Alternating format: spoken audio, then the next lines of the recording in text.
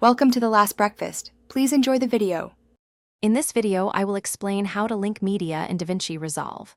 Sometimes, your media files can become disconnected, appearing as offline in your project.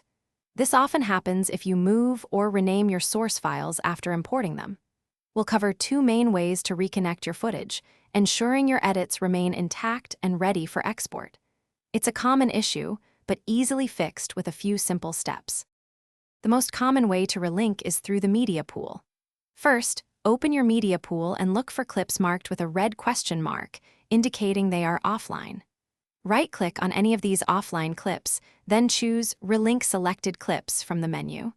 A window will appear, allowing you to browse to the folder where your original media is now located. Select the folder, and DaVinci Resolve will do the rest. You can also relink directly from your timeline, which is handy if only a few clips are missing.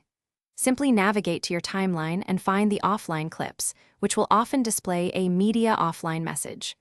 Right-click on one of these clips, and from the context menu, select Relink Selected Clips.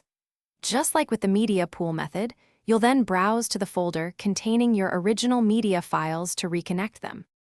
To prevent future relinking headaches, adopt good media management habits. Always keep your project media in a consistent, well-organized folder structure. Avoid moving or renaming files once they've been imported into DaVinci Resolve. When archiving or sharing projects, utilize the media management tools to consolidate your media.